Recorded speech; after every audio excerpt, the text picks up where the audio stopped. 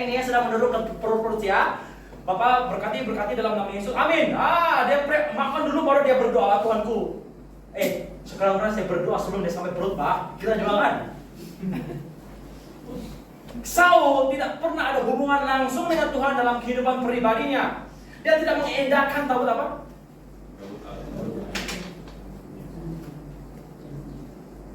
Tabut Allah atau tabut perjanjian ataupun tabut hukum. Maksudnya apa? Firman Tuhan. Dan tabut adanya 3 tiang. Kerub. Maksudnya ada apa? Penyembah. Bukan setakat penyembah yang segala hati menyanyi, hadirat Tuhan turun. Lepas itu masing-masing, stock exchange apa macam masih yang apa ya? Tuhan sudah turun loh. Tidak hormati Tuhan loh. Macam mana sudah komen? Bisnis. Baru Tuhan turun gitu Pak. Dan tiba-tiba semua itulah sini kita tegaskan, don't leak, don't talk. Biar Tuhan sudah turun itu dan kita jemput Tuhan datang, kita tidak melayan dia. Biar doa tutup dulu, closing prayer. Baru kamu boleh cakap apa yang perlu cakap. Selagi belum lagi closing prayer, sip. Jangan greeting. Kerub bukan macam ni ya. Atau bukan macam ni ya. Atau macam ni ya. Kerub bukan macam ni ya. Ada maksud?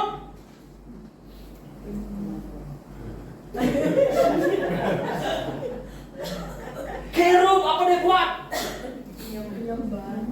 Buat menyembah macam ni, kenapa dia macam ni? Dia pemelihara. Tuhan telah datang peliharakan hadirat Tuhan. Jangan bocor. Fokus on Jesus, fokus on God. Apa yang kita tuturkan, apa yang kita lihat, hati kita, jantung kita. God, you deserve my utmost attention, my worship. Bukan sangat penyembah, karena penyembah boleh hadirat Tuhan turun, orang sembuh, haleluya, tapi Tuhan tidak dilayani. Tuhan tidak dihiraukan, Tuhan ada di sini, kita berbicara forex mungkin. Lalu kita berbicara mengenai apa? Bagaimana memperluaskan kita punya bisnis? Ataupun yang paling sandi, 1.000 satu kali, setiap sekali sampai yang masalah saya sakit kamai. Paling 1.000 satu kali saya dengar. Sakit betul, aduh jogok. Baru nanti pas pray, saya balik nih, mati lah saya di malam ini, sakit betul bahkan saya. Baru kamu sembuh dalam nama Yesus. Ingat kerub posisinya. Hidup peliharakan hadirat Tuhan. Supaya hadirat Tuhan itu makin kencang, makin meningkat. Kita jaga hadirat Tuhan, hati Tuhan. Jangan duka citakan Roh Kudus. Jangan sedihkannya. Bukan sangat penyembah, tapi pemelihara hadirat Tuhan. Hadirat Tuhan.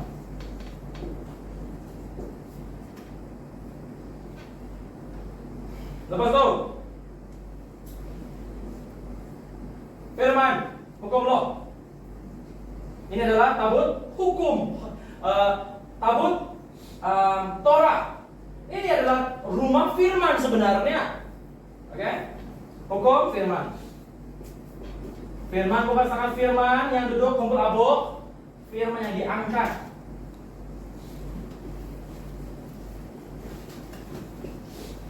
Yang ketiga, Lewi. Doa. Oke, firman penyembahan yang diangkat ataupun berkaki.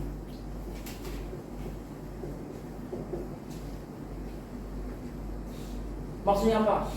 Bila hukum tabut perjanjian diangkat, kita bergerak membawa Shekinah. Kita membawa pernyataan, kita membawa terang, kita membawa kesembuhan, kita membawa kebangkitan. Di mana kita pergi yang dikasih dalam Tuhan, kita menjadi pengangkat kemuliaan Tuhan. Itulah 3 tiang yang Saul tidak mengendahkan. Dia rela pergi kepada Nabi, pada batu sakti. Dia rela balik ke bilik tidurnya untuk mimpi. Cepat tidur, mimpi dulu. Mimpi. Ada roh tidur. Diharapkan mimpi untuk berbicara. Diharap waktu sakti untuk berbicara. Diharapkan hamba Tuhan untuk berbicara. Kenapa kita harapkan hamba Tuhan? Kenapa kita harapkan batu sakti? Kenapa kita harapkan tidur untuk Tuhan berbicara? Kalau kita adanya hukum, kalau kita ada tahu perjanjian, kita akan menjadi tanda dan alamat. Kita bukan menjadi penerima, setakat penerima, tapi pemberi.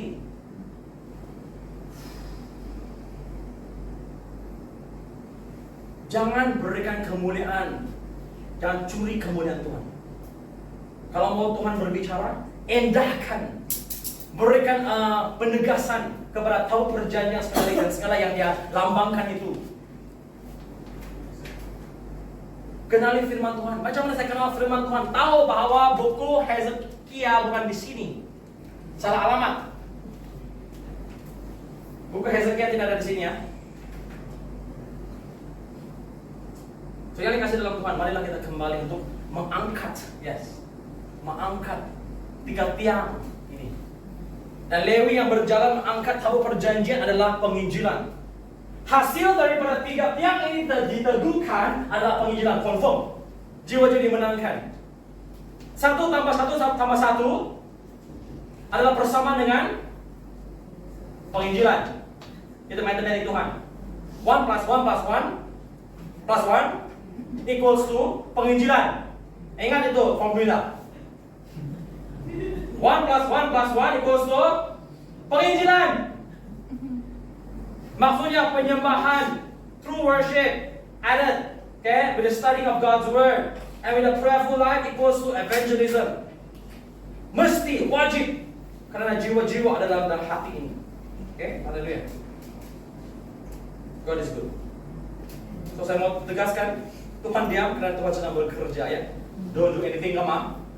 Jangan seperti Abraham tidak sabar adanya anak, dia cari ama dia. Tak juta bah ama dia tiba-tiba malam-malam dia datang.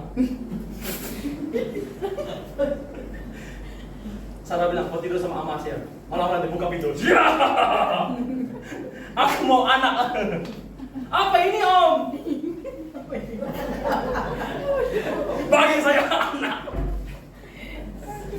Bila Tuhan diam, jangan pandangkan cari ama, oke? Okay? Bisa. Tuhan ada yang terbaik bagi kita, adanya Ishak, haleluya. Salah promise, laughter. Bila Joshua dalam kandungan Imam ini ya, Tuhan bilang kami dengar suara Tuhan dengan jelas ya. He will be a joy bringer. Di mana saja Joshua pergi ya, semua orang ketawa saja. Ada urapan sukacita nih. Haleluya. Dia ketawa saja, semua orang ketawa. Saya driving pun terpaksa ketawa. Haleluya. Ada dia roh sukacita, urapan sukacita enak. That's what Isaac means. Isaac means laughter. See, when we wait on God, bila kita tunggu Tuhan, bisnis dari Tuhan, pasangan dari Tuhan, anak dari Tuhan, semuanya adalah tertawa karena Tuhan memberikan sukacita. Haleluya. Tidak ada kehampaan. Okay? Thank you Lord. Jadi yang dikasih dalam Tuhan, we are on the right trail. Kita berada dalam jalan yang tepat. Terus angkat tahu perjanjian Tuhan. Terus teguhkan 3 tiang kerajaan Tuhan. Pastinya penerobosan adalah penginjilan. Haleluya. Thank you Lord. Jangan seperti Saul. Harapkan segala sesuatu Tuhan berbicara melalui segala sesuatu selain firman Tuhan. Oke? So marilah kita dapat perwahyuan, kita dapat kepastian atau confirmation from God's word. Karena tidak ada perwahyuan yang lebih besar daripada firman Tuhan. Mimpi boleh diragukan. Penglihatan boleh dipalsukan. Hello? Pernubuatan ada kepalsuan. Tapi firman Tuhan tepat. Okay? So give yourself to study God's word. Berikan diri untuk ulang kaji firman Tuhan. Yosua 1, 5-8. Renungkan firman Tuhan siang dan malam. Haleluya. Mari kita baca Mazmur 29 ayat 4.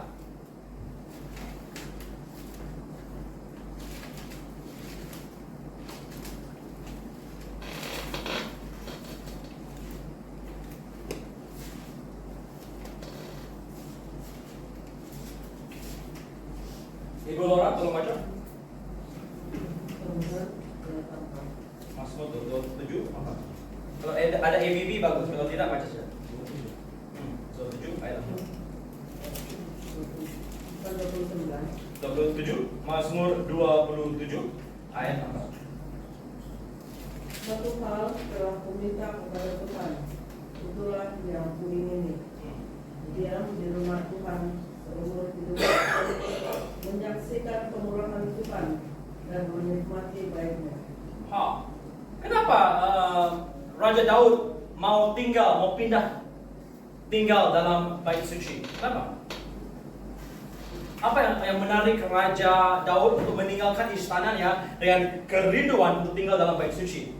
Sudah tentunya di Perjanjian Lama, raja-raja yang bukan imam tidak boleh tinggal dalam bait suci. Tapi dia selaku raja, kenapa dia rindu untuk diam dalam rumah Tuhan? Kenapa? Apa yang ada di dalam bait suci yang dia begitu tekankan, tegaskan, utamakan selain yang bini-bini, selain yang kekayaan rumah-rumah istana, apa yang lebih penting?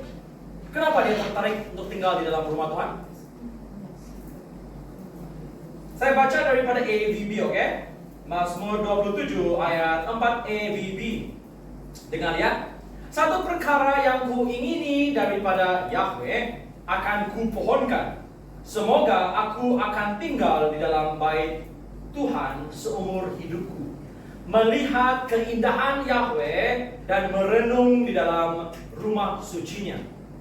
Apa yang Raja Daud tertarik untuk tinggal dalam bait suci? Apa yang ada di sana?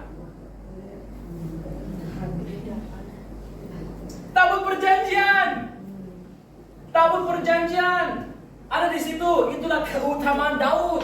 Lebih daripada segala sesuatu, dia rela menari di hadapan tabut perjanjian dengan baju dalamnya. Okay, the inner robe.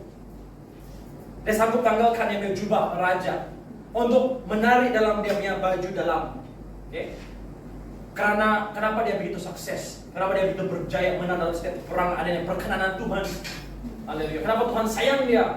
Kisah Para Rasul 13 ayat 22 adalah karena dalam kehidupannya dia tekankan tabut perjanjian, tabut hukum itu adalah keutamaan dalam hidupnya. 3 tiang itu diutamakan dalam segenap sesuatu. Oke? Firman Tuhan, doa dan puji penyembahan. Jadilah pemelihara hadirat Tuhan.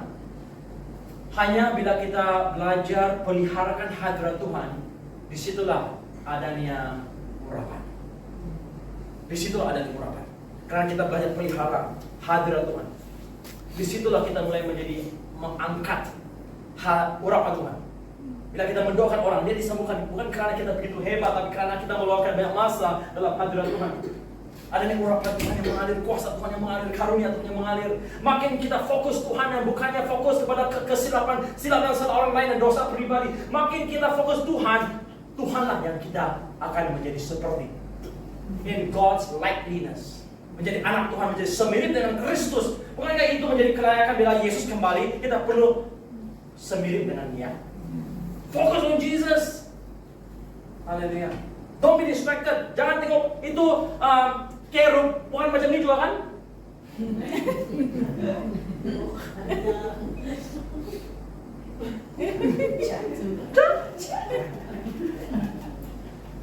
Dia fokus. Jadi fokus kepada Tuhan, apa rencana Tuhan, apakah kebaikan Tuhan, keindahan Tuhan, janji Tuhan, kemuliaan Tuhan. Fokus. Haleluya.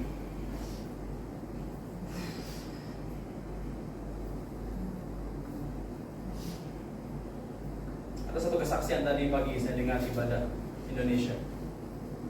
Pastor Michael sedang berkhotbah. So, apa yang terjadi? Dia punya bapak seorang pendeta. Ada seorang istri yang ada masalah besar dengan suaminya. Dia bilang, Pak Pendeta, bagaimana saya boleh harungi ya suami saya asalkan saya balik ke rumah? Suami saya marah saya, menengking saya, maki hamun saya. Adakah sesuatu yang kau boleh bagi saya untuk memaniskan hubungan kita? Pak Pendeta itu bilang, oke. Dia masuk biliknya, dia keluar, dia baginya air. Ini adalah air sakti. Ini Pak Pendeta ya, dia cakap sama jemaatnya. Ini adalah air sakti.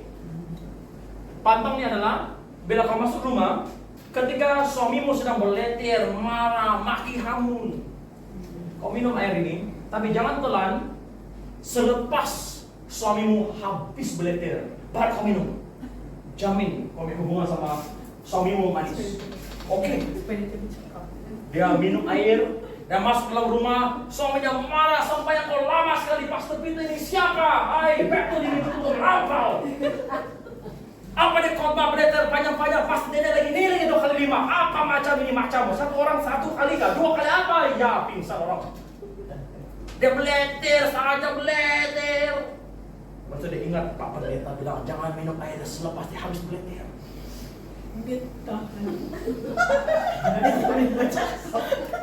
Sebaik pada saat suaminya berhenti marah, dia pergi ke atas, dia mandi, dia tidak marah, dia bilang mau cerap ini air sakti. Dia tidak marah, langsung dia rasa jangan, wah ini Pak Pendeta urapannya. Hari seterusnya dia bilang ke Pak Pendeta minta lagi itu air sakti. Karena betul-betul hubungannya sama suami ini manis sekali. Dan dia juga berhenti berleter sudah. Pasti itu bilang rasanya sebenarnya itu bukan air sakti, air biasa saja. Rasanya apabila kau diam orang marah, damai dunia.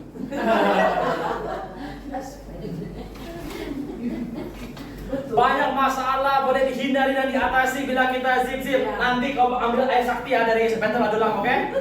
Oke? Ada siapa berleter, kau minum selepas saja dia habis bercakap. Saya janji, jamin, sama juga sini. Kenapa? Karena mulut ditutup pada hari Jericho. Air itu bukan sakti. Saktinya adalah apabila kita tutup mulut, zip-zip. Kembalilah kita minum air. Air kehidupan. Air kehidupan.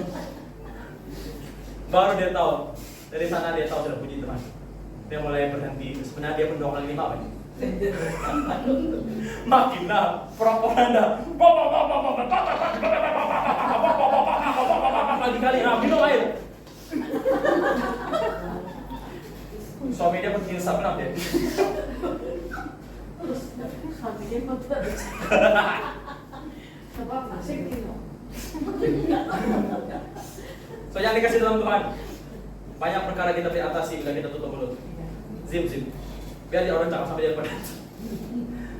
Kalau ia membantu letak air dalam mulutmu, boleh juga. So yang dikasih dalam Tuhan, haleluya. Daud berjaya sebagai pemerintah yang diperkenankan dengan Tuhan karena dia menegaskan utamakan hadirat Tuhan. Apakah maksud hadirat Tuhan? Angkat firman, angkat hidup, gaya hidup berdoa, haleluya. Dan pujian penyembahan bukan sama menyembah, tapi jadi pemelihara hadirat Tuhan, haleluya. Dan zip, cara itulah kita muncul, oke? Nanti saya ada jual air, oke? Haleluya. Mari kita baca Mazmur 27 ayat 8. Bab yang sama ya. 27 ayat 8, haleluya. Tuhan ingin lakukan sesuatu luar biasa yang dikasih dalam Tuhan. Pembaharuan, reformasi. Inilah tahap seterusnya yang engkau dan saya Tuhan mau berikan, anugerahkan bagi kita. Penerobosan seterusnya. Sampailah kebangkitan rohani ini sampai ke tahap kemataannya, kepada puncaknya. Sampai ledakan Roh Kudus ambil alis once and for all. Oke, haleluya. Mazmur 27 ayat 8 saya baca dari EBD ya. Hatiku berkata tentangmu, carilah wajahnya.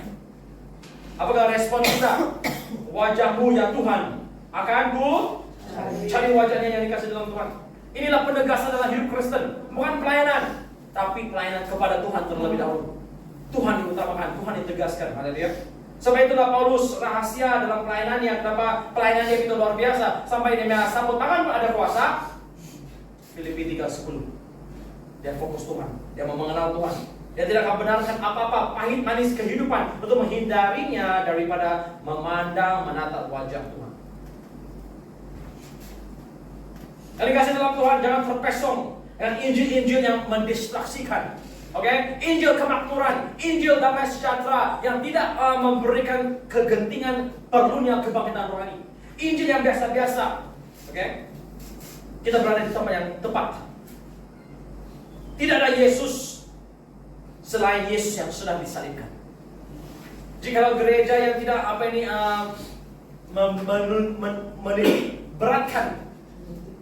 menitik beratkan Yesus dan disalibkan dan dibangkitkan, kita kekurangan suatu wahyu.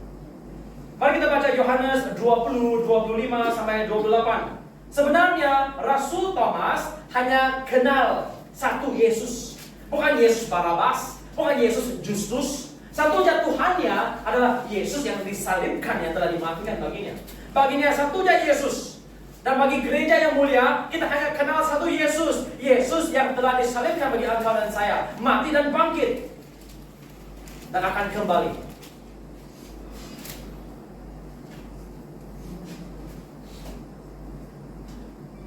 Kita dapat? Oke, Dave sekali lagi. Yohanes 20 ayat 25 sampai 28.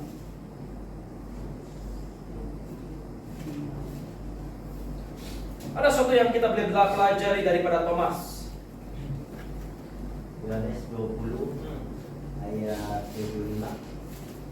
Maka kata murid-murid yang lain itu kepadanya, kami telah melihat Tuhan. Tapi Thomas berkata kepada mereka, sebelum aku melihat bekas paku pada tangannya, dan sebelum aku mencucukkan jariku ke dalam bekas paku itu, dan mencucukkan tanganku ke dalam lambungnya, sekali-kali aku tidak akan percaya. 8 hari kemudian, murid-murid Yesus berada kembali dalam rumah itu, dan Thomas bersama-sama dengan mereka. Sementara pintu-pintu terkunci, Yesus datang dan ia berdiri di tengah-tengah mereka dan berkata, damai sejahtera bagi kamu. Kemudian ia berkata kepada Thomas, taruhlah jarimu di sini dan lihatlah tanganku. Ulurkanlah tanganmu dan cucukkan ke dalam lambungku, dan jangan engkau tidak percaya lagi, melainkan percayalah. Thomas menjawab, Ya Tuhanku dan Allahku. Kata Yesus, 29. Kata Yesus kepadanya, karena engkau telah melihat aku, maka engkau percaya. Berbahagialah mereka yang tidak melihat namun percaya. Thomas hanya rela percaya satu saja, Yesus Kristus, yaitu Yesus yang disalibkan. Tidak ada Yesus yang lain yang dia akan ikut. Jangan ikut Injil yang berbeza daripada Injil yang telah disampaikan oleh Yesus melalui firman-Nya. Don't be distracted, karena sekarang ada banyak ajaran di sini dan di situ. Sebenarnya kamu untuk melihat daripada perspektif yang berbeza ya kepada hubungan Thomas dengan Yesus. Mari kita baca Matius 24, 23 sampai 27. Sebenarnya dia hanya mentaati perintah Yesus mengenai akhir zaman. Walaupun para rasul yang lain mengatakan, oh kami melihat Yesus, Thomas bilang, no, saya tidak akan percaya adanya Yesus selain Yesus yang telah disalibkan. Matius 24, karena kita pun perlu beri perhatian yang dikasih dalam Tuhan. Waktu kebangkitan rohani akan ada banyak Kristus yang palsu, nabi yang palsu, untuk mengatakan inilah sabda Tuhan, inilah firman Tuhan, tapi ya daripada roh tipu berdaya. Oke, dapat? Pegang firman. Oke, Matius 24. Nubuatan mengenai akhir zaman, apa yang kita perlu berwas-was pada, berjaga-jaga. Oke, 24, 23. Pada waktu itu, jika orang berkata kepadamu, lihat, Mesias ada di sini, atau Mesias ada di sana, apa dia bilang? Thomas bukannya seorang yang meragukan, tapi dia tidak mau percaya Yesus selain Yesus yang telah disalibkan. Oke? Jangan kamu percaya. Ayat 24. Sebab Mesias palsu dan nabi-nabi palsu akan muncul, dan mereka akan apa-apa? Mengadakan tanda-tanda yang dahsyat dan mujizat-mujizat, sehingga sekiranya mungkin mereka menyesatkan orang-orang pilihan juga. Dia mentaati bah, Yesus bilang jangan percaya. Ya, that's right. Bagi kita tidak ada Yesus selain Yesus Kristus menurut firman Tuhan. Oke? Yesus bukan nabi. Yesus bukan manusia biasa. Yesus adalah Allah. Oke? Yesus adalah juru selamat.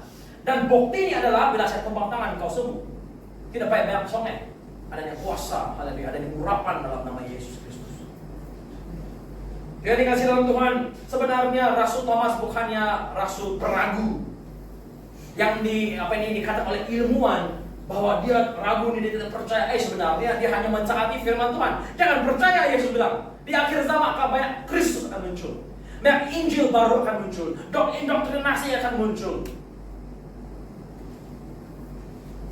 Dan Thomas tidak rela menerima Yesus yang lain selain Yesusnya yang sudah disalibkan bagi engkau dan saya.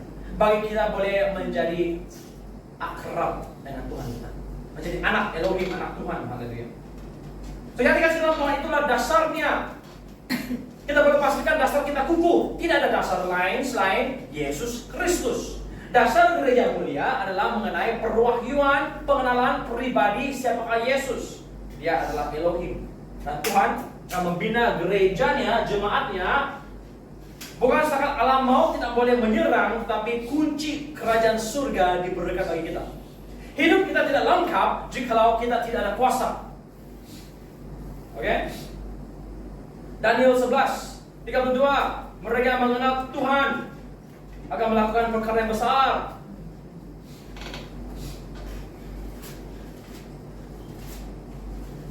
Mari kita baca seterusnya 2 Timotius.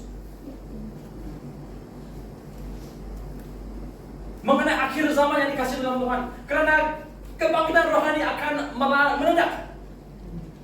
Dan kita tidak boleh ditipu oleh ajaran yang lain, ajaran penyesatan.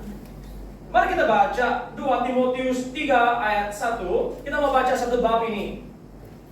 Kita mau melihat masalah sebenarnya di mana. Jangan terlalu gairah, fokus hanya kepada apa ini peperangan, kabar angin peperangan, langit menjadi merah, matahari menjadi hitam.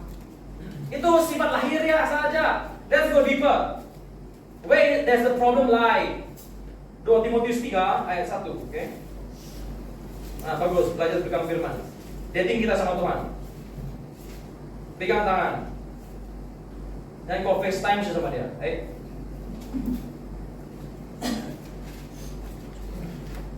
Ya dapat. Oke, akhir zaman. Oke, 2 Timotius 3 ayat 1. Haleluya. Mari kita baca. Ada, oke.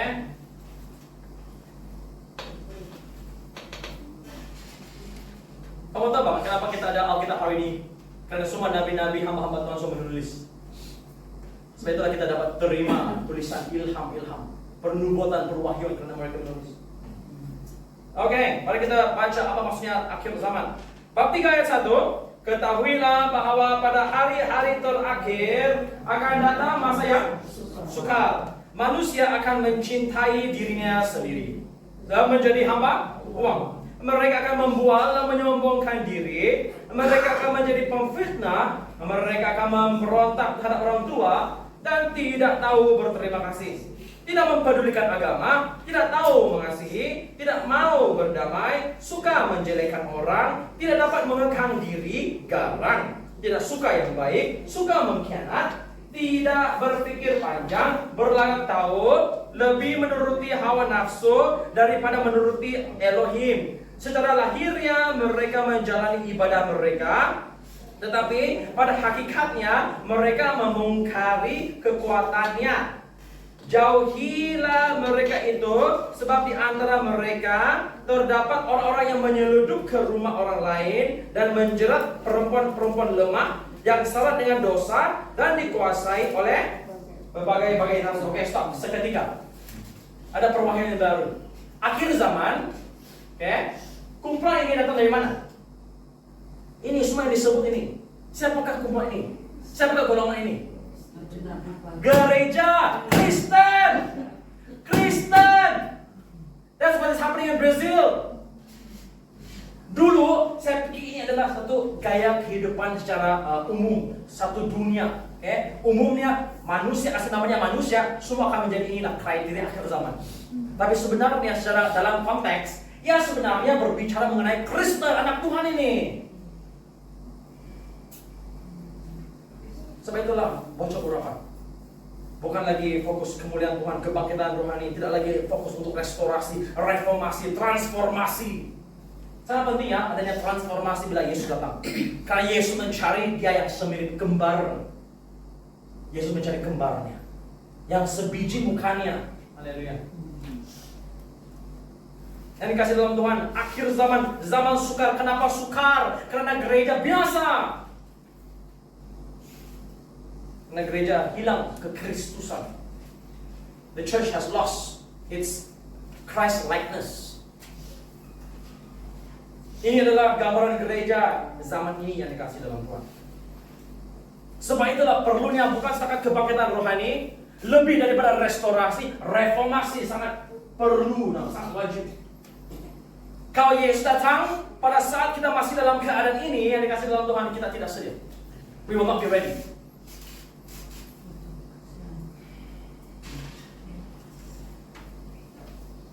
Sesuai akhirnya hasil daripada kehidupan yang tidak reformasi ini adalah bukti hasil hidup yang tidak reformasi. Dalam gereja, saya pasti mereka alami semua ini yang dikasih dalam Tuhan. Kebangkitan rohani, adanya kesadaran, kerinduan, adanya penginsapan dosa. Semua itulah mereka di gereja. Hello. Lepas itu pasti mereka semua tanya setiap gereja, betapa sesat sekalipun kotanya mereka. Kamu pernah alami mujizat? Pasti ada. Tetapi karena hidup namanya reformasi, buah kehidupan mereka panas. Tidak menunjukkan kekristusan yang dikasih dalam Tuhan. That is why we need the reformation. Reformasi, pembaharuan.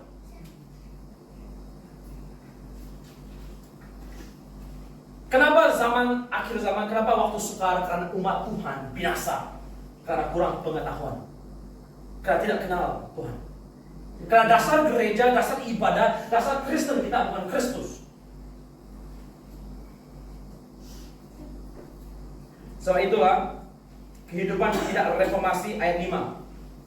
Secara lahiriah mereka menjalankan ibadah mereka. Maksudnya mereka masih pergi sembahyang.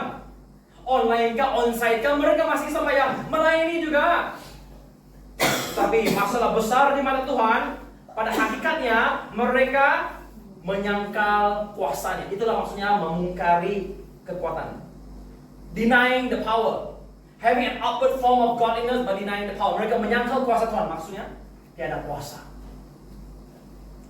Anak Tuhan jumpa sama hantu, anak Tuhan lari. Tiada kuasa.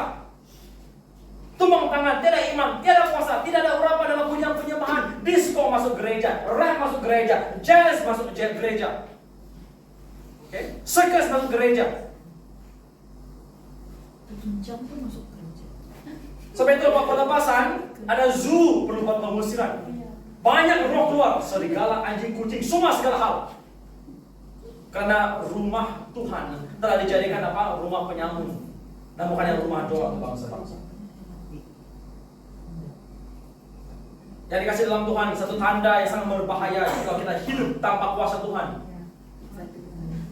Mari kita luruskan kehidupan di hadapan Tuhan. Apa yang salah mengenai hidup ini? Adakah dasar hidup Kristen saya? Adakah iman saya tidak berdasarkan Kristus? Adakah ia berdasarkan denominasi atau pasti ABC? Atau adakah saya datang sembahyang karena ia ada satu ritual? Saya ada masalah baru saya timbul. Saya tidak ada masalah, saya menghilang. Inilah roh agamawi, the religious spirit. Kalau saya tidak bisa sembahyang, saya rasa bersalah. Nanti Tuhan tidak mau ampuni dosa saya. Itulah perasaan saya dulu bila saya tidak muncul sembahyang. Saya takut tidak diampuni dosaku. Yang dikasih dalam Tuhan, inilah waktunya untuk kita. Tuhan sedang apa ini? Goncangkan bumi kehidupan kita.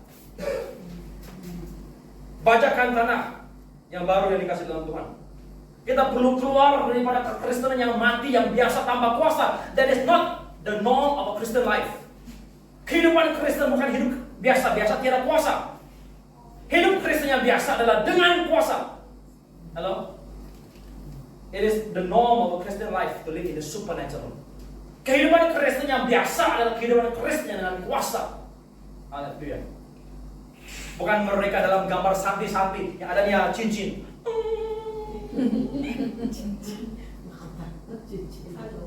Halo. Bangun. Kita semua dipanggil untuk ada panggilan yang luar biasa. Oke? Reformasi, pembaharuan, semua Kristen jenis macam ini Tuhan tolak. Tuhan tolak ini. Jangan menjadi antara mereka. Haleluya. Marilah kita hidup dalam kuasa. Oke? Terus membaca ayat 7. Yang walaupun selalu ingin diajar, namun tidak pernah dapat mengenal kebenaran, perwahyuan. Ayat 8. Kayak Yanes dan Yambres adalah ahli sihir Firaun lawan Musa. Oke? So kamu kenal siapakah ini? Pribadi ini Yanes dan Yambres. Ahli sihir, oke? Yang menentang Musa. Ayat 8, sama seperti Yanes dan Yambres menentang Musa, demikian juga mereka akan menentang kebenaran, akal mereka bobrok.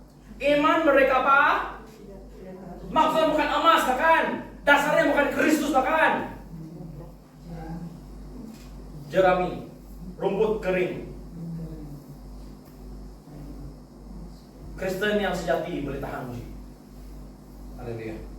Ayat 9, tetapi sudah pasti mereka tidak akan lebih maju, karena seperti dalam hal Yanes dan Yambres, kebodohan mereka pun akan nyata bagi semua orang.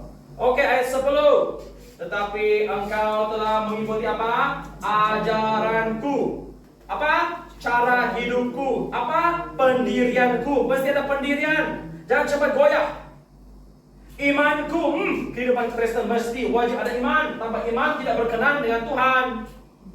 Kesabaranku, sabarlah tunggu pemirsa pasangan hidup. Sabar menunggu jawaban kepada doa kita, amin. Sabar menunggu penerobosan, yes. Kasihku dan apa? Ketekunanku. Engkau telah ikut menderita, yes. Bila kita menginjil, kita akan menderita penganiayaan, tetapi ia tidak lama. Oke, kita atasinya, kita dimurnikan. Dan sengsara seperti yang telah kuderita di Antioquia dan di Iconium dan di Listra. Semua penganiayaan itu apa? Kuderita, dan Tuhan telah melepaskan aku daripadanya. Memang setiap orang yang mau hidup beribadah di dalam Kristus Yesus akan menderita aniaya. Sedangkan orang jahat dan penipu akan bertambah jahat. Mereka menyesatkan dan disesatkan. Tetapi hendaklah engkau apa? Sekali lagi, yes, tetap pegang pada kebenaran.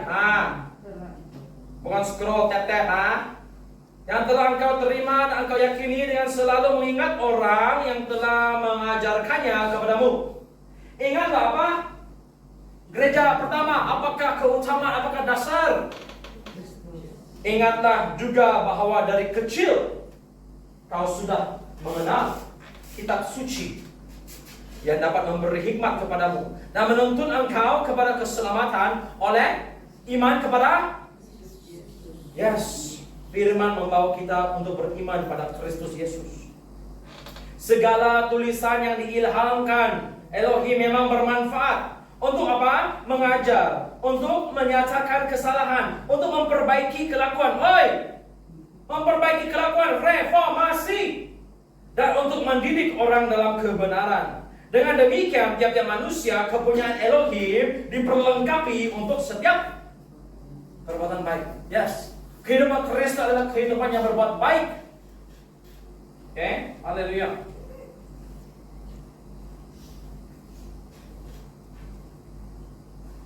Jadi kembali kepada pembaharuan, reformasi. Kita pergi kepada 2 Korintus. Sering-sering kita pakai firman ini untuk perang rohani. Tapi hari ini saya membawa kita memahami dari sudut pemahaman reformasi dalam kehidupan kita. Pembaharuan. Kita baca 2 Korintus 10, 4-6.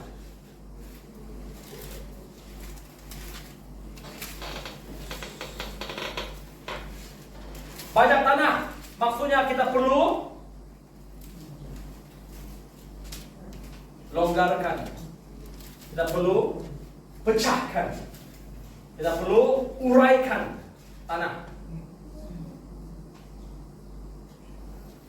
Oke, sudah dapat? Mari kita baca 2 Korintus 10 ayat 4 sampai 6. Oke. Kita baca dari ayat 4.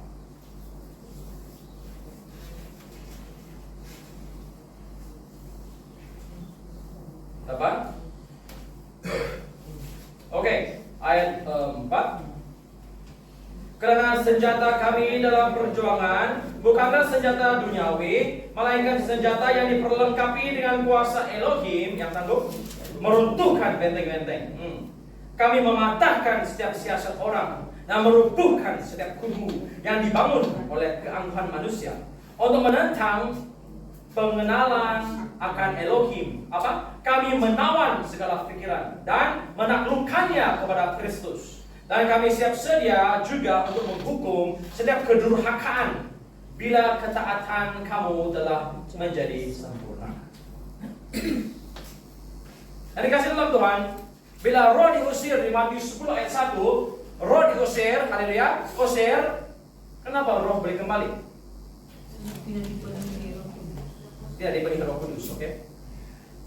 Tetapi the honest truth, seseorang yang sudah melayani dan berbicara dalam bahasa roh, malah seorang pastor masih boleh dirasuki. Kenapa? Bukankah dia dipenuhi dengan Roh Kudus? Kenapa masih boleh dirasuki? Kenapa? Oke. Firman Tuhan ini, oke, ibaratnya di sini ya, apa yang dia rubuhkan, apa yang dia hancurkan di sini? Di mana ini? Di ayat 4, apa yang dia runtuhkan, apa yang dia katakan, apa yang dia rubuhkan? Kubu apa ini? Di manakah kubu tersebut? Manakah kubu itu? Manakah benteng itu? Pikiran. Roh jahat boleh diusir.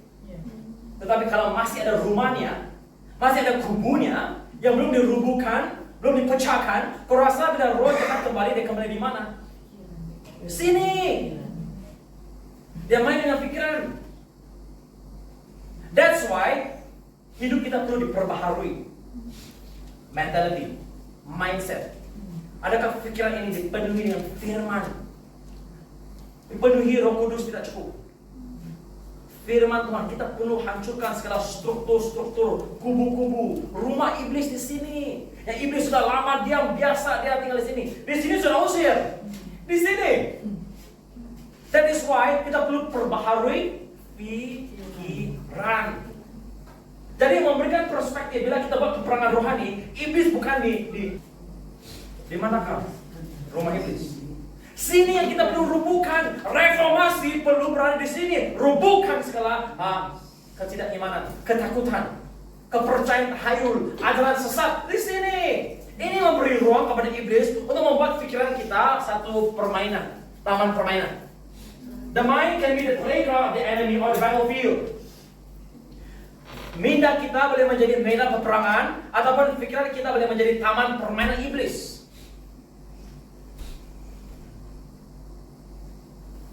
Reverend Augustine pernah berkongsi bila dia melayani satu kampung ya. Seorang ibu pendoa, Roh Kudus berbicara, dia bilang Roh Kudus berbicara, tikam dirimu sampai tinai kau keluar. You see? Kenapa roh jahat itu boleh berbicara dengan jelas sekali dan boleh menyamar supaya Roh Kudus tikam dirimu sampai tinai kau keluar?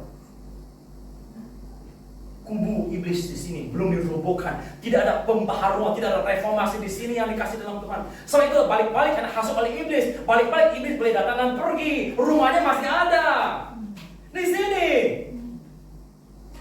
And that is why untuk hidup yang reformasi kita perlu pastikan yang diperbaharui adalah pikiran ini. Apa yang kita percaya, ajaran doktrin apa yang kita tidak didedahkan.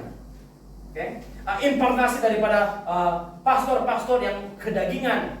Kita perlu buat detail. Dan the last seminar yang lalu, Reverend Augustine did a good job membuat detail, self-deliverance, renunciation, putuskan ikatan jiwa, hancurkan kutukan generasi, perpindahan roh melalui seks dan melalui perbolaan dan pikiran. Okay? Amazing.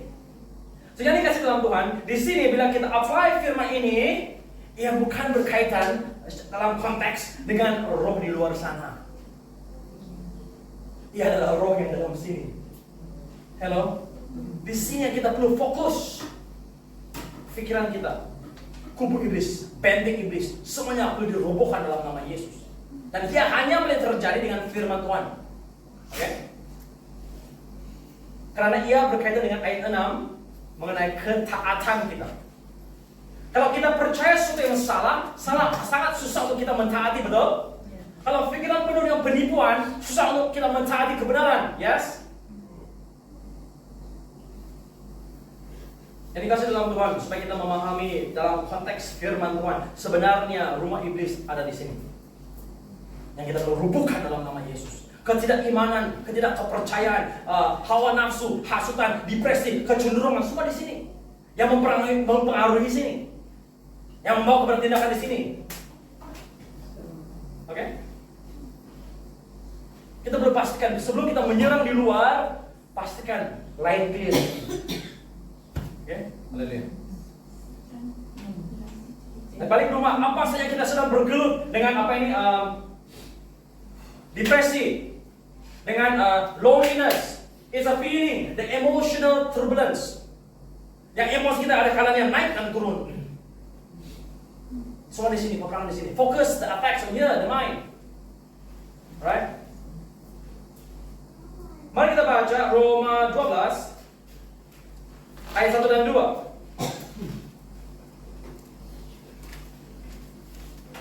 Kita tidak mampu mengalami pembaharuan, reformasi sebelum pikiran kita alami pembaharuan terlebih dahulu. Okay? Roma 12 1 dan 2. Oke, Ezra tolong baca.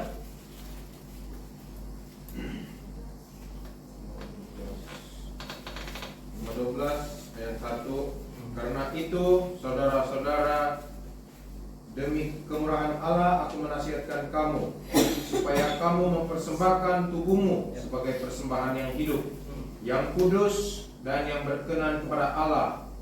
Itu adalah ibadahmu yang sejati.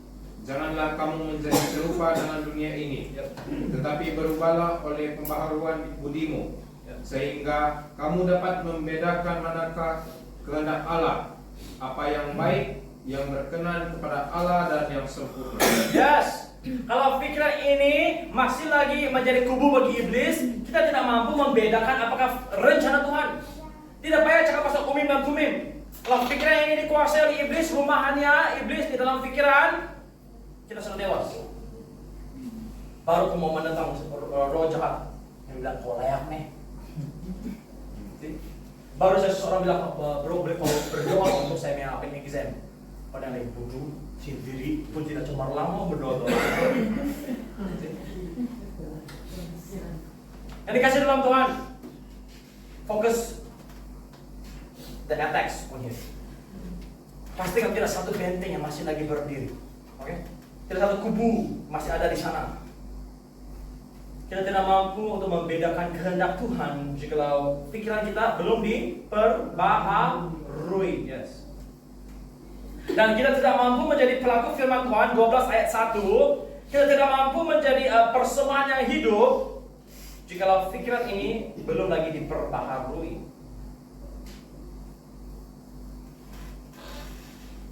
Di ayat 2, jangan serupa dengan dunia, tapi berubahlah oleh pembaharuan budimu, sehingga kamu dapat membedakan manakah kehendak Elohim yang baik, yang berkenan kepada Elohim dan yang sempurna. There's a progression there.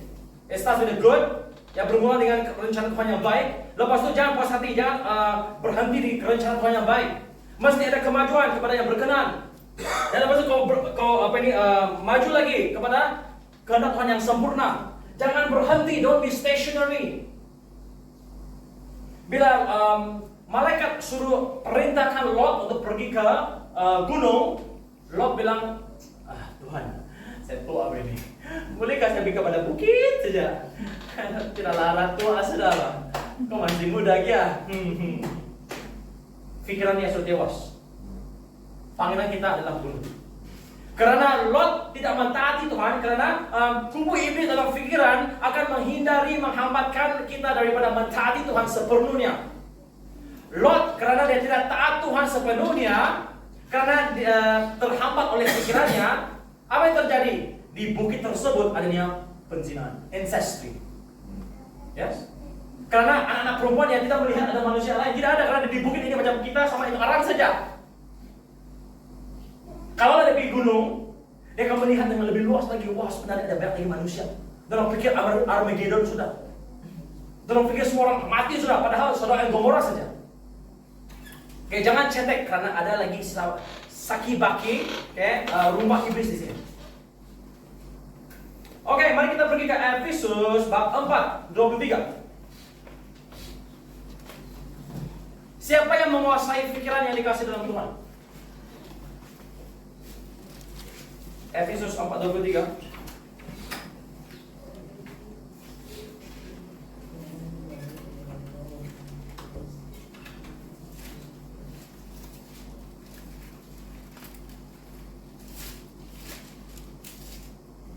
Dan 24 ya. Kita baca sampai 25. Alright. Ya dapat? Efesus 4:23. Supaya kamu apa? Dibaharui dalam roh dan pikiranmu. Maksudnya adalah pikiran kita ada roh yang menguasai. Roh siapa? Roh mana? Roh apa yang sedang menguasai? Terpulang kepada kubu. Adakah firman Tuhan dijadikan kubu dalam pikiran ini? Sebab itulah Yosua 1:8 mengatakan renungan firman Tuhan siang dan malam supaya firman menjadi kubu dalam pikiran ini.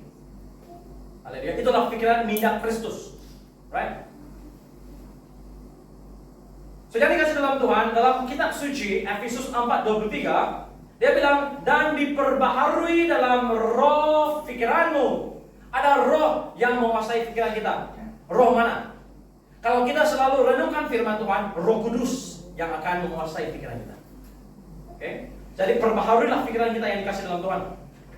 Jangan benarkan iblis jadikan kubunya di dalam pikiran kita. Rubuhkannya, itulah reformasi. Tawannya, taklukkannya, hukumnya. Dalam nama Yesus Kristus. Jangan lagi dibuli oleh iblis karena hasutannya dalam pikiran. Oke, terus membaca ayat 24. Dan mengenakan akhirnya, pembaharuan manusia baru, reformasi. Dan mengenakan manusia baru yang ada kuasa. Bukan datang sembahyang bila rasa bersalah, bila sakit, bila ada masalah. Datang ke rumah Tuhan karena mencari wajahnya. Datang kepada Tuhan karena Tuhan. Dan mengenakan manusia baru yang telah diciptakan menurut kehendak Elohim di dalam firman Tuhan sekali lagi ya, di dalam kebenaran dan di dalam kekudusan yang sesungguhnya. Oke, ada reformasi, pembaharuan. Ayat 25 ada tindakan. Karena itu apa? Ada tindakan. Buanglah dusta dan berkatalah benar seorang kepada yang lain, karena kita adalah sesama anggota. Apabila kamu menjadi marah, jangan kamu berbuat dosa. Janganlah matahari terbenam sebelum padam amarahmu, dan janganlah beri kesempatan kepada iblis. Ini pekerjaan siapa? Jangan memberi kesempatan kepada iblis. Kerja siapa? Saya ke Tuhan. Saya, tindakan saya. Saya buat keputusan. Saya tidak mau marah. Walaupun saya marah, Yeshua, roh marah keluar. Ini bukan tindakan Roh Kudus. Tuhan tidak akan bilang, lek kau gaman lek. Tindakan sendiri. Buang dusta, pilihan siapa? Roh Kudus. Roh Kudus tidak akan berdusta kamu. Yang belum berhenti berdusta adalah tindakan kita sendiri. Reformasi, pembaharuan. Kau ini. Di sebalik setiap ajaran ada roh. Sebab itulah berjaga-jaga apa yang kita dengar daripada luar, daripada YouTube, Facebook, dan juga bila ada acara KKR, berhati-hati mengenai tumpang tangan. Yang sembarang bagi orang tumpang tangan. Dan jangan tutup mata dari doa, karena kau tidak tahu pastornya masih di sana, orang lain yang doakan kau. Jaga-jaga kemah, betul ada banyak nih pendoa yang kok silap tiba-tiba tidak dijemput, tidak ada name tag, tiba-tiba lain bunyi dia kasih kau kemah. Kau tidak kenal bapaknya siapa. Jaga, jangan sembarangan bagi orang doa. Kau beritahu, kau tahu siapa yang doakan kau. Sembarangan pelan. Di setiap ajaran ada roh. Bila kita mendengar firman Tuhan, ajaran firman Tuhan yang datang daripada Roh Kudus, kita terima kayak adanya sungai yang mengalir, Roh Kudus menguasai kita, haleluya. Dan firman menjadi kubu iblis dirobohkan. Hanya ada syarat untuk kubu iblis dirobohkan, dinding iblis dirobohkan, ketaatan. That's the only way. Ketaatan kepada firman. Okay? Alright.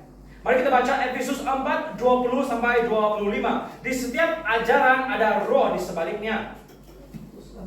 Efesus 4 ayat 20.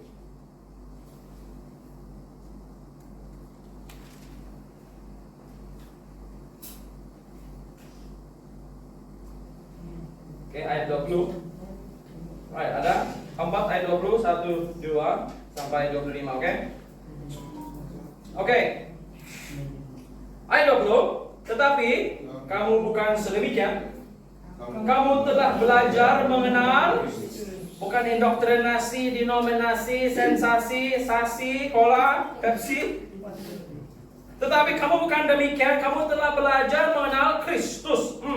Karena kamu telah mendengar tentang Dia dan menerima pengajaran di dalam Dia menurut kebenaran yang nyata dalam Yesus, yaitu bahwa kamu berhubung dengan kehidupan kamu yang dahulu harus menanggalkan reformasi, pembaharuan. Kita perlu bertindak menanggalkan manusia lama yang menemui kebinasaannya oleh nafsunya yang menyesatkan. Kalau rasa lonely, itulah nafsu yang menyesatkan.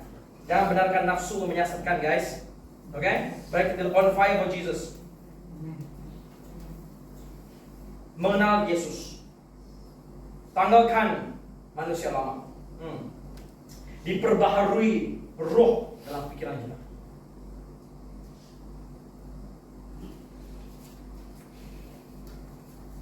Marilah kita baca sekali lagi Efesus 4 ayat 13 pula.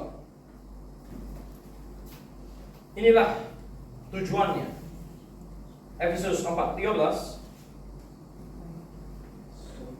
Sampai 1, 2, sampai kita semua telah mencapai apa? Kesatuan. Mana ada denominasi kalau ada kesatuan? Sampai kita semua telah mencapai kesatuan, maksudnya kita boleh melawat gereja lain boleh melawat kita. No hal. Macam Ayub punya abang adik, dia punya anak-anak. Abang adik boleh saling melawat rumah-rumah kan? Oke, terus membaca. dan pengetahuan yang benar tentang anak Allah. Yep. Kedewasaan. Kedewasaan penuh dan tingkat pertumbuhan yang sesuai dengan apa? Yes, kita mau kepenuhan revival sesuai dengan kepenuhan Kristus, sehingga kita bukan lagi apa? Anak-anak yang diombang-ambingkan oleh rupa-rupa angin pengajaran. Oke guys, maksud apa nih? Kita bukan lagi anak-anak yang diombang-ambingkan oleh rupa-rupa angin pengajaran. Angin maksudnya ruah. Ruah maksudnya roh. Maksudnya di setiap ajaran ada roh di sebaliknya. Roh Kudus kah, Roh Kudis kah, Roh Kurus kah, Roh Kuda. Berhati-hati dengan apa yang kita dengar. Di setiap pengajaran adanya roh. Dan roh yang salah akan sumbang kepada roh yang salah di sini. Nah, roh yang salah di sini akan mengakibatkan tindakan yang salah, sistem iman yang salah, percaya Yesus yang salah. Oke, sebab itulah kita perlu berhenti menjadi anak-anak yang senang dipengaruhi ini. Jangan kita perlu ambil perhatian ya, apa ajaran yang kita dengar. Oleh permainan palsu manusia dalam kelicikan mereka yang menyesatkan.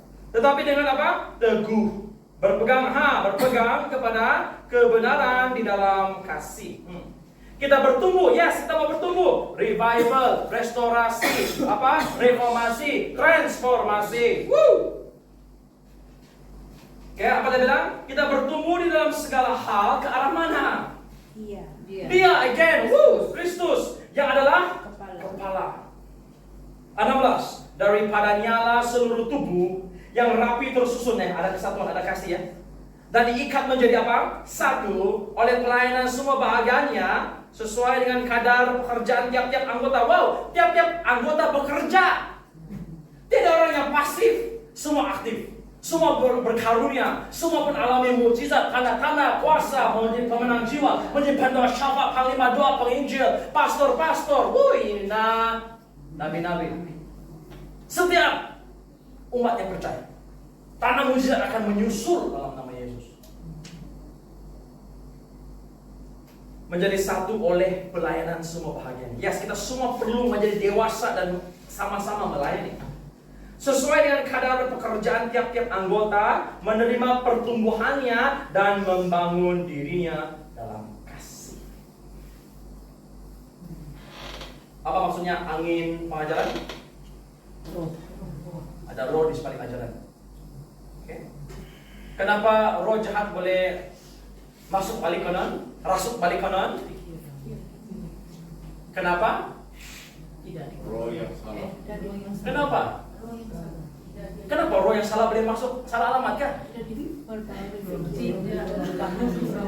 Rumah dia di sini masih dong. Kau tidak mau burung, tapi itu rumah burung masih di sana. Kau rasa itu burung akan kembali kah? Kau 1000 kali pun rumah dia masih ada di sana. Komponnya balik. Kau ini. Nanti rubuh saja itu rumah iblis di sana. Hawa nafsu kah? Marah kah? Lonely kah? Kecenderungan kah? Demolish the strongholds in our minds in the name of Jesus Christ of Nazareth.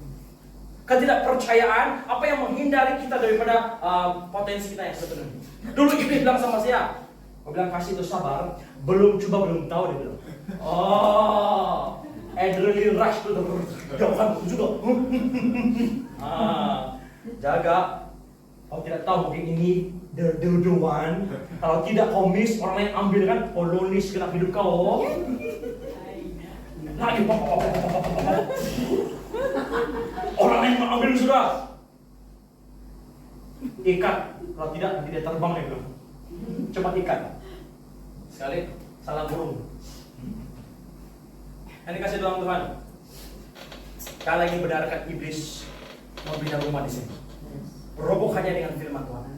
Itulah pembaharuan. Roma 12 ayat 2. Perbaharuilah akal budimu, pikiran kita sekali lagi. Ini yang menghindari kita daripada beriman yang menjadi tanda dan alamat dan alami mukjizat. Jangan benarkan iblis untuk terus menang di sini. Walaupun dia sudah kalah di Kalvari, walaupun dia sudah kalah di alam surgawi, jangan benarkan dia menang di alam mindah. Dan kita telah diberikan mindah Kristus. Apabila semua halangan-halangan sudah clear di sini, seminar yang lalu Reverend Augustine bilang balak-balak. Mau teks ya, Reverend. Sekarang bukan lagi balak-balak, sekarang kubu-kubu sudah. Haleluya, yang dikasih dalam Tuhan supaya Yesus perintah sebagai raja di sini tubuh, jiwa dan roh. Nah pastinya kemuliaan Tuhan dinyatakan. Apabila setiap umat Tuhan beriman, janji Tuhan pasti terjadi. Jiwa-jiwa akan datang berbondong-bondong kepada Tuhan. Jangan lagi bilang saya tidak layak, saya tidak suci, saya tidak cukup suci. Sucikan dirimu. Adalah Yesus. Ada firman Tuhan. Usaha, tindakan. Haleluya. Sudah dikasih dalam Tuhan, inilah waktu-waktunya untuk kita restorasi, reformasi. It's time for reformation now. Reformasi di sini. Oke? Haleluya. Nah, tanpa reformasi tiada, saya tutup di sini. Tanpa reformasi tiada transformasi yang sungguh. Halo? I repeat, tanpa reformasi tiada transformasi yang sungguh. Ayat yang terakhir, 2 Korintus 3:14. 2 Korintus 3:14. Kalau kita mau ada transformasi, tidak boleh skip reformasi. Nah, lepas kita ada penerobosan di hal reformasi, we are very near, haleluya, transformasi. 2 Korintus 3:14-18. Kita sangat dekat, kita di anjung penerobosan ledakan Roh Kudus. Haleluya. Marilah kita perlengkapi diri yang dikasih dalam Tuhan. Bila revival dalam segala kelengkapan kepenuhan meledak, we are ready. Tidak lagi membenarkan iblis untuk merombak kita punya kebangkitan rohani. Haleluya.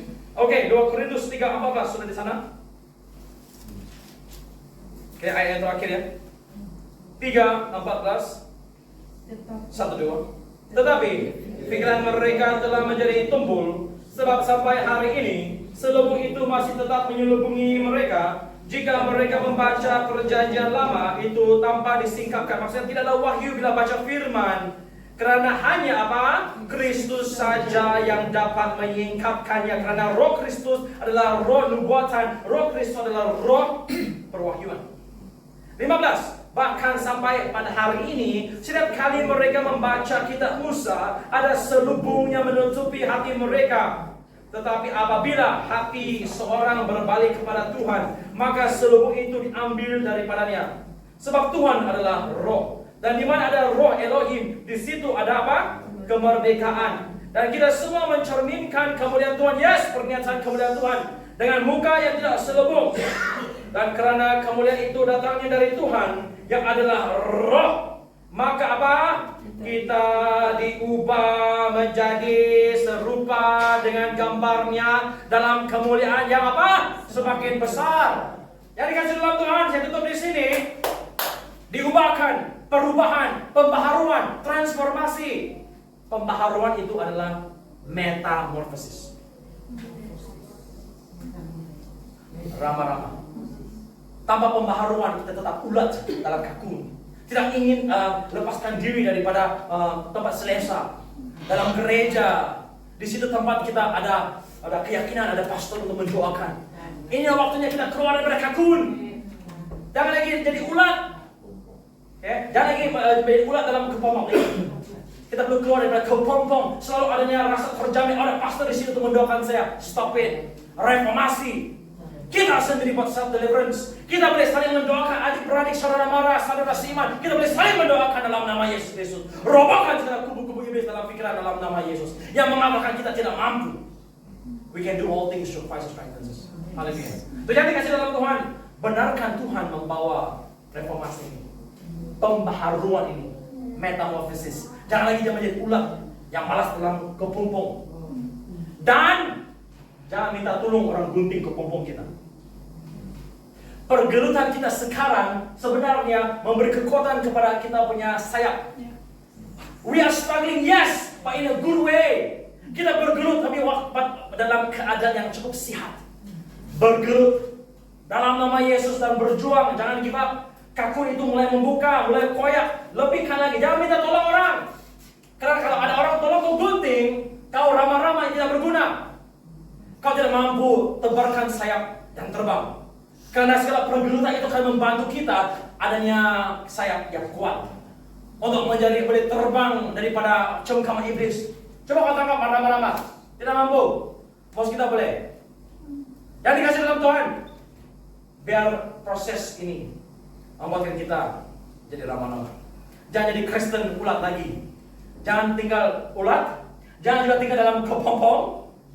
Terus berjuang sampai adanya penerobosan.